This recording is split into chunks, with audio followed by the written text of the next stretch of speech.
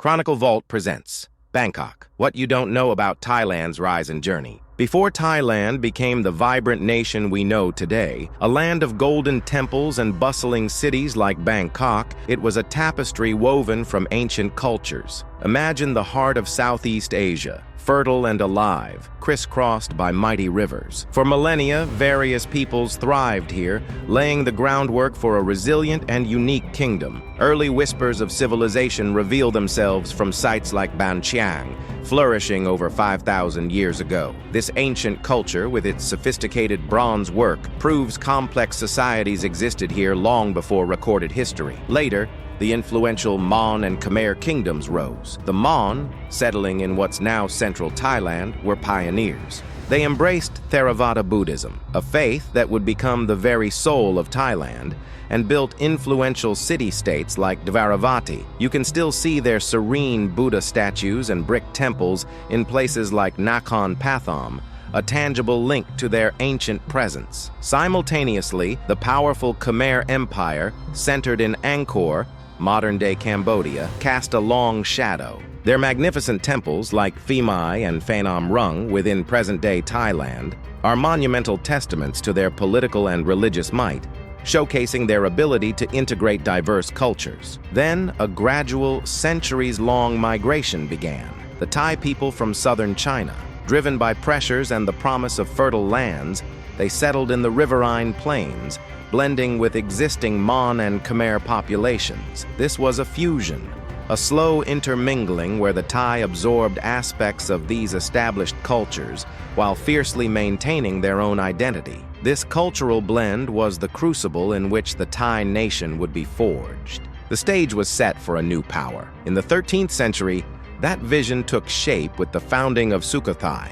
Located in north-central Thailand, Sukhothai is often hailed as the birthplace of the Thai nation. Its foundation marked a definitive break from Khmer dominance, a declaration of autonomy. The story of Sukhothai is intrinsically linked to Phokun Sri Indraditya, a charismatic Thai leader who cast off Khmer rule and established the Phra Ruang dynasty. He solidified Theravada Buddhism as the state religion, a unifying force that shaped Sukhothai's identity and, by extension, the Thai identity itself.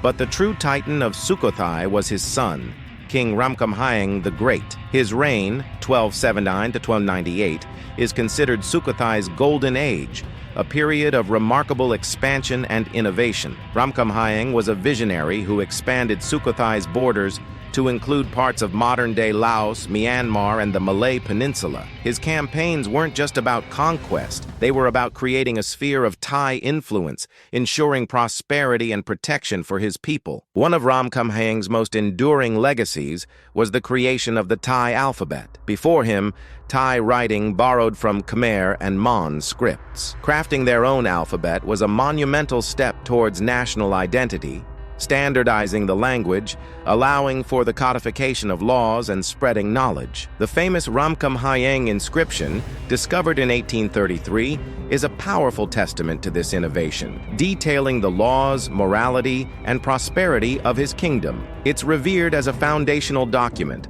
offering a glimpse into a king's desire for a literate and principled nation. Ramkhamhaeng was also a paternal ruler, deeply concerned with his people's welfare. He abolished taxes on exports and imports, fostering a booming economy. Sukhothai became a vibrant trade hub, brimming with bustling markets and caravans crisscrossing the region. The saying, "In the water there is fish, in the field there is rice," perfectly encapsulates the abundance under his leadership. This paternalistic monarchy, where the king was seen as the father of his people, would become a defining characteristic of Thai governance for centuries. Though Sukhothai would eventually decline due to internal instability and the rise of new powers, its legacy, the Thai alphabet, paternalistic rule, and the embrace of Theravada Buddhism, was indelible. It laid the cultural and political foundations upon which the future Thai nation would be built, a seed that would blossom into a new, more powerful kingdom. As Sukhothai waned, a new dawn broke in the south, ushering in an era of grand conflict and unprecedented consolidation. In the heart of the Central Plains, strategically blessed by rivers and fertile land, emerged the kingdom of Ayutthaya, Founded in 1351 by King Uthong, Rama the Fay, Ayutthaya was destined to become a vast empire, a global trade hub, and the unwavering bastion of Siamese independence for over 4 centuries. Its ascent was not peaceful, but forged through a series of internal and external conflicts that shaped the nation's identity. Ayutthaya's foundation was a stroke of genius. Situated on a riverine island at the confluence of 3 mighty rivers, the Chao Phraya, Lopburi, and Pasak, the city enjoyed natural defenses and a network of waterways facilitating both trade and defense. This strategic location, now a UNESCO World Heritage Site about 50 miles north of Bangkok, was crucial to its longevity. King Uthong wisely established Theravada Buddhism as the state religion, reinforcing cultural continuity with Sukhothai, but with a far more centralized and ambitious vision for power. Ayutthaya's early conflicts focused on consolidating power over neighboring kingdoms and absorbing Sukhothai. As Sukhothai weakened, Ayutthaya's growing military and administrative strength steadily exerted dominance, ultimately integrating Sukhothai as a vassal state. This integration was key, as Ayutthaya inherited and expanded Sukhothai's cultural and religious traditions, including the Thai alphabet and administrative structures. However, Ayutthaya's greatest challenges came from outside. The Khmer Empire, though declining, still posed a considerable threat. Ayutthaya engaged in a series of wars with Angkor, vying for territory, resources, and regional influence. The decisive Ayutthayan invasion of Angkor in 1431, which led to the sacking of the Khmer capital, marked the end of Khmer supremacy and the definitive rise of Ayutthaya as the dominant power in mainland Southeast Asia. Another constant threat hailed from the west, the Burmese. The Taungoo Kingdom in Myanmar, and later the Konbaung dynasty, represented formidable military forces and a long-standing rivalry. The Siamese-Burmese wars were brutal and cyclical, characterized by invasions, plundering, and urban destruction. The most devastating of these occurred in 1569, when Ayutthaya was captured and sacked by the Burmese under King Bayinnaung. The city, once a center of immense wealth and culture, was devastated, and many inhabitants were taken captive. This was a humiliating blow, a true trial by fire for the Siamese people. Yet, from this tragedy emerged a hero, Prince Narasuan the Great. Held captive in Burma, Narasuan witnessed the fall of his capital and the humiliation of his people. This experience forged his character, igniting an unshakable determination to liberate his kingdom. In 1584, he declared Ayutthaya's independence from the Burmese, an act of extreme courage that triggered a series of military campaigns. His most celebrated victory was a legendary elephant duel against the Burmese Crown Prince Mingi Swa in 1593. This iconic moment in Thai history symbolizes the fight for freedom and individual bravery. This victory not only secured Ayutthaya's independence for a century and a half, but also elevated Narasuan to the status of one of Thailand's greatest monarchs. Ayutthaya's conflicts weren't limited to its borders. The kingdom also engaged in disputes with the Kingdom of Lan Xang in modern-day Laos and the Malay principalities to the south. These wars were often driven by control over trade routes and resources. Ayutthaya's location, at the crossroads of trade between India, China, and the Spice Islands, made it a coveted target, but also a formidable power. The immense wealth generated by international trade, with merchants from Portugal, the Netherlands, France, Japan, and China establishing trading posts and influencing local culture, financed its grand architecture and military campaigns. Ayutthaya's rise wasn't just about military might, it was also a delicate dance of diplomacy and a bustling hub of international trade. The complexities that unfolded reveal a sophisticated society that deftly navigated between tradition and modernity, absorbing foreign influences without losing its core identity. The most fascinating aspects was Ayutthaya's relationship with European powers. In the 16th century, the arrival of the Portuguese thrust Ayutthaya onto the global stage. The Portuguese, seeking spices and trade routes, quickly recognized Ayutthaya's strategic location and immense wealth. Rama II, for instance, signed a trade treaty with Portugal in 1511, allowing them to establish a presence. This interaction introduced new military technologies like firearms, which proved crucial. Interestingly, Thai cuisine itself was influenced by the Portuguese, with the introduction of egg and sugar-based desserts like thong yip and phoi thong, now beloved national delicacies. Other European powers, the Dutch, English, and French, arrived in the 17th and 18th centuries. Ayutthaya became a stage for international rivalries. The Dutch sought to monopolize spice and timber trade. Ayutthaya's court, known for its diplomatic shrewdness, skillfully played these powers against each other, always protecting Siamese interests. King Narai the Great, 1656-1688, one of Ayutthaya's most astute monarchs, epitomizes this ability. He embraced the West, sending embassies to France and receiving diplomatic and religious missions. His court was a vibrant melting pot of cultures, with Europeans, Persians, Indians, and Chinese coexisting and contributing to Ayutthaya's richness. Narai sought alliances with France to counterbalance Dutch power, demonstrating a long-term vision for protecting Siamese sovereignty. Another crucial layer of complexity was the pervasive Chinese and Indian influence. Even before the Europeans arrived, Ayutthaya was a thriving trade hub with China and India. The Chinese brought their expertise in porcelain, silk, and navigation, while the Indians contributed Buddhism, Brahmanism, which influenced the royal court and ceremonies, and writing systems. The integration of Chinese merchants into Siamese society was particularly notable. Many intermarried with Thai women and became integral to the mercantile elite. This cultural fusion is evident in temple architecture, cuisine, and arts, where elements from both cultures intertwine harmoniously. While more recent, Bangkok's Chinatown stands as a powerful testament to the deep and enduring Chinese influence in Thailand. Succession disputes within Ayutthaya itself were a constant subplot of instability and violence. The absence of a clear system of primogeniture frequently led to bloody struggles for the throne upon a king's death. Princes, generals, and nobles formed factions, vying for support. These intrigues weakened the kingdom internally and made it vulnerable to external attacks. Religion also presented complexities. While Theravada Buddhism was the dominant faith, other beliefs and practices coexisted. Animism, with its belief in nature spirits, Pai, persisted in rural areas, influencing superstitions and rituals. Brahmanism, brought from India, influenced royal court ceremonies and state rituals, with the king often seen as a Devaraja or king god. This coexistence of beliefs and Buddhism's adaptability in absorbing local elements created a rich cultural mosaic.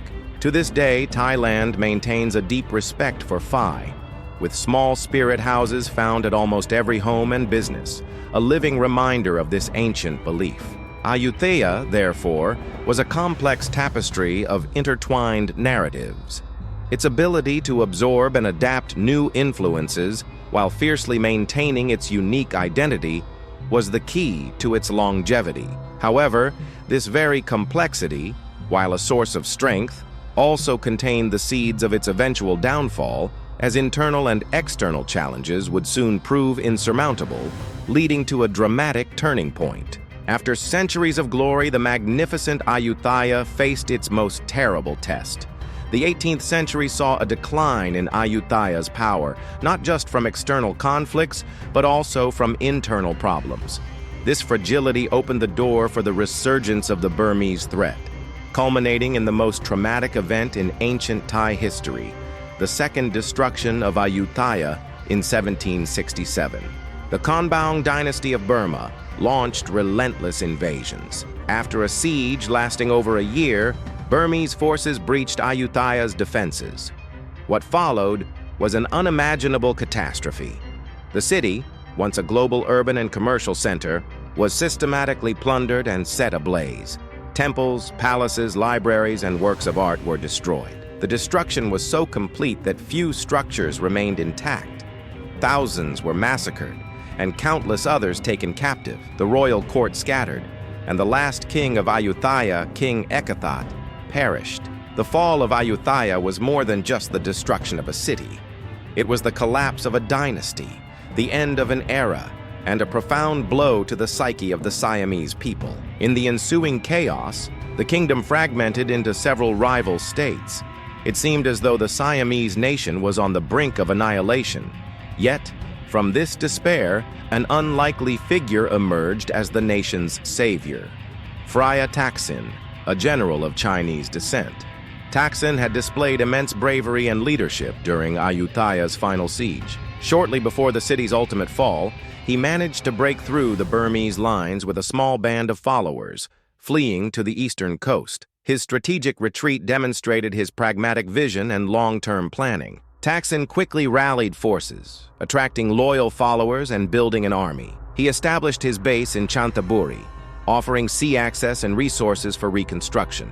Though not royal by birth, his charisma, military prowess, and unwavering desire to expel the Burmese made him a beacon of hope. Taksin's emergence as a leader was a pivotal turning point. He refused to succumb to defeat, instead viewing Ayutthaya's destruction as an opportunity to rebuild and renew the kingdom. His first major action was to consolidate power over the rival states. He swiftly marched on Thonburi, a small town on the west bank of the Chao Phraya River, near modern-day Bangkok. He drove out the remaining Burmese and proclaimed Thonburi his new capital in 1767, an astonishing 7 months after Ayutthaya's fall. Choosing Thonburi, a smaller, more defensible city, showcased his pragmatic approach to reconstruction. Taksin's task was monumental: to rebuild a devastated kingdom, unify a fragmented people, and repel a powerful enemy. He not only accomplished this, but also laid the groundwork for modern Thailand. He prioritized the restoration of trade, inviting foreign merchants, especially Chinese, back to Thonburi. He also dedicated himself to restoring social and religious order, encouraging monks to return and sponsoring the reconstruction of Wats and sacred texts. The Wat Arun, Temple of Dawn, in Thonburi, stands as a symbol of this brief but crucial period of national recovery. Taksin's most vital contribution was his relentless campaign against Burma. He launched several offensive campaigns, not just to defend Siam, but to project its renewed strength and deter future invasions. He repelled attacks and launched successful counteroffensives, solidifying Siam's borders and extending its influence. However, the constant pressure of war, the demands of reconstruction, and his increasingly autocratic rule began to take their toll on Taksin. He became paranoid and erratic, leading to widespread discontent. In 1782, this instability culminated in an internal revolt led by one of his most loyal generals, Chao Phraya Chakri. Chakri, returning from a campaign, found a kingdom in turmoil. With the support of the nobility, Chakri deposed Taksin. With Taksin's deposition, Chao Phraya Chakri ascended to the throne, founding the Chakri dynasty, which continues to reign in Thailand to this day. He became King Rama I. One of his first and most significant decisions was to move the capital from Thonburi to the east bank of the Chao Phraya River, to a new city he would name Bangkok. The choice of Bangkok was strategic, more defensible, and with stable ground for a grand capital. This move marked the true rebirth of Siam. The founding of Bangkok, with the construction of the magnificent Grand Palace and the revered Wat Phra Kaeo, Temple of the Emerald Buddha, symbolized the restoration of royal glory and the continuity of tradition. Rama I worked tirelessly to re-establish laws, restore morality, and protect Buddhism.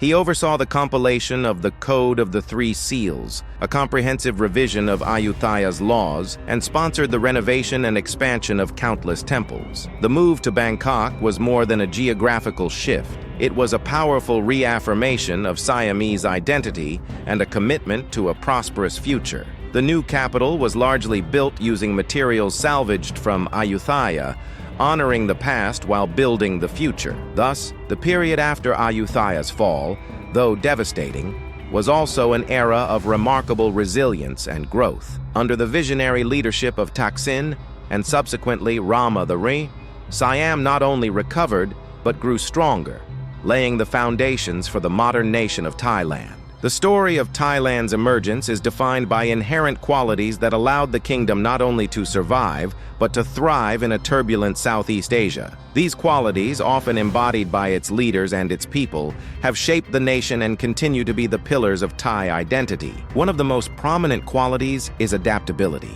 From the early Thai people's blending cultures to the kings who navigated global politics, Thailand has shown a remarkable ability to absorb and integrate new ideas without losing its core essence. They adopted Theravada Buddhism but shaped it to their own culture.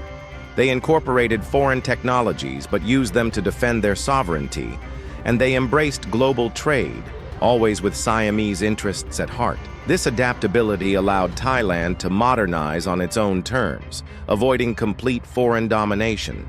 Resilience is another central quality. The destruction of Ayutthaya was a devastating blow that would have annihilated many nations. Yet the Siamese people, under Taksin and Rama, rose from the ashes. The speed and determination with which Thonburi and then Bangkok were built and the kingdom reunified demonstrate an extraordinary capacity for recovery. Thailand's history is a series of challenges overcome, whether from invasions or internal strife. This tenacity and refusal to be defeated define the Thai soul. The ability to smile, even in the face of adversity, often associated with Thai culture, can be seen as a reflection of this historical resilience. The diplomatic acumen of Thai kings was crucial for maintaining independence. In the 19th century, when much of Southeast Asia was being carved up by the British and French, Thailand, then Siam, stands out as the only country in the region to avoid colonization. Kings like Rama IV, Mongkut, and Rama V, Chulalongkorn, employed a masterful strategy of modernization and diplomacy. They strategically ceded small territories to prevent total loss of sovereignty, signed treaties ensuring independent nation status, and implemented internal reforms to demonstrate Siam was a civilized and self-governing nation. King Mongkut famously studied Western languages, science, and politics, using this knowledge to communicate and negotiate with Europeans on their own terms. King Chulalongkorn abolished slavery, modernized the government and army, and invested heavily in infrastructure, all to strengthen Siam and present it as a modern state. The fact that Thailand was never colonized is a source of immense national pride and a testament to the shrewdness of its monarchs. The deep Buddhist faith has also shaped the nation's character. Theravada Buddhism is not just a religion, but a way of life that permeates Thai society. Principles of tolerance, compassion, and meritocracy, while not always perfectly practiced, have influenced governance and social relations. The Sangha, monastic community, played a vital role in education, cultural preservation, and upholding morality. The construction and maintenance of magnificently adorned temples like Wat Arun and Wat Phra Kaeo in Bangkok reflect the people's devotion and commitment to their faith. Finally, Thailand's unique cultural identity, forged through centuries of interaction, adaptation, and defense, is one of its greatest assets. The Thai language, the distinctive alphabet, vibrant cuisine, performing arts, like Khan, the masked dance drama, and unique architecture are expressions of a rich heritage. The preservation of the monarchy as a symbol of unity and continuity, even through times of great change, reflects Thai reverence for tradition. Thailand has successfully maintained its cultural identity in an increasingly globalized world, attracting millions of visitors who seek to experience this singularity. The journey of Thailand's emergence is an epic saga of resilience, adaptation, and the unyielding pursuit of self-determination. From ancient migrations to the birth of Sukhothai, the grandeur and fall of Ayutthaya, and the rebirth in Thonburi and Bangkok, Thailand's story is a testament to a people's capacity to forge their own destiny. The legacies of Sukhothai and Ayutthaya, despite their eventual declines, laid the crucial foundations for Thai identity, culture, and governance. The traumatic destruction of Ayutthaya in 1767 proved not to be the end, but a catalyst. The visionary leadership of King Taksin in unifying the kingdom and the subsequent establishment of the Chakri dynasty under King Rama I, with the creation of Bangkok as the new capital, were acts of remarkable courage and determination. These leaders not only restored order, but also began the process of modernization. Thailand's most unique achievement remains its ability to maintain independence during the colonial era, a feat largely attributed to the astute diplomacy and progressive reforms of kings like Rama IV, Mongkut, and Rama IV, Chulalongkorn. They deftly navigated global politics, preserving the nation's sovereignty while embracing necessary change. Today, Thailand stands as a vibrant, modern nation, a global tourist destination and an economic powerhouse. The heritage of its past lives on in its ancient temples, world-renowned cuisine, traditional arts, and the enduring reverence for its monarchy. The resilience, adaptability, and deep sense of national identity forged through centuries of challenges continue to guide the Thai people. The story of Thailand's emergence is a powerful reminder that the true strength of a nation lies not only in its military might or its wealth, but in its capacity to adapt, to rebound from adversity, and to preserve its culture and identity against all odds. Thailand didn't just survive, it thrived, building a history that inspires and fascinates, a story of a people who refused to be conquered and who, somehow, always found their own way. Subscribe to the Vault of Chronicles channel. Stories you've never heard, every day here.